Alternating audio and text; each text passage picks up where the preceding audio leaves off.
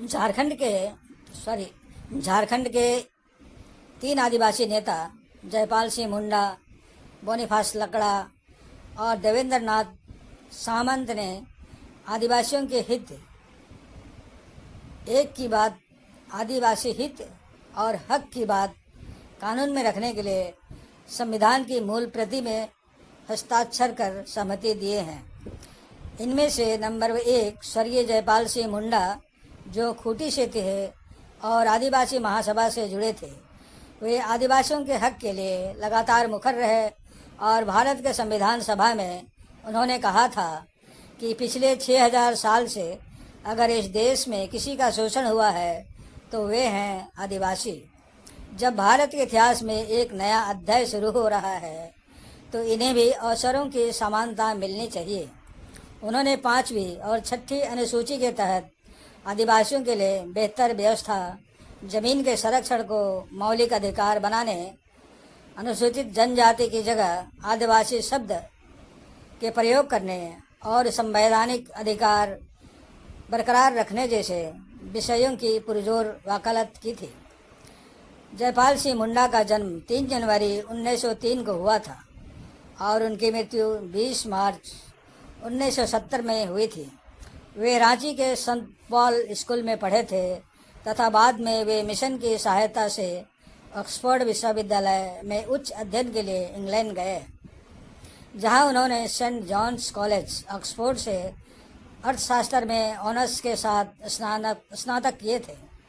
वे उस समय भारतीय सिविल सेवा भी उत्तीर्ण कर प्रशिक्षण में थे।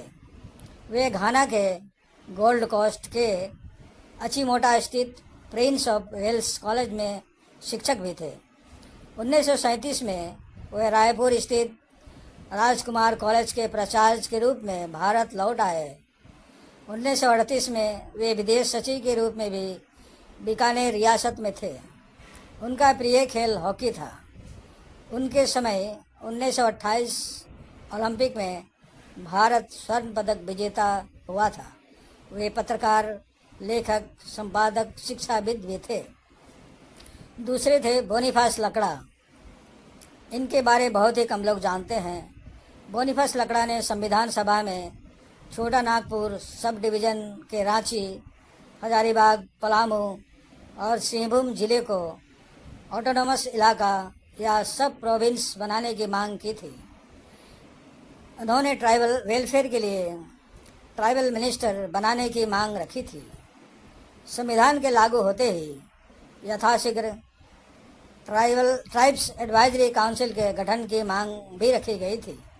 वे लोहरदगा के डोबा गांव से थे और उरांव जनजाति से थे। वे पेशे से वकील थे। 1937 में रांची सामान्य सीट से कैथलिक सभा के प्रत्याशी के रूप में विधायक अर्थात बिहार प्रोविंशियल असेंबली के सदस्य चुने गए थे। वे 1946 से 1951 तक बिहार सरकार में एमएलसी एवं पार्लियामेंट सेक्रेटरी रहे। वे 1939 में आदिवासी महासभा के संस्थापक सदस्य भी बने थे। तीसरा, पद्मश्री देवेंद्र नाथ सामंत पश्चिम सिंहभूम के दोपई गांव के और मुंडा जनजाति के थे। संविधान सभा में इन्होंने पुरजोर तरीके से आदिवासी हितों की बात रखी थी। 25 सितंबर 1925 को चाईबासा में महात्मा गांधी से मिलने के बाद उनके जीवन में बड़ा बदलाव आया था।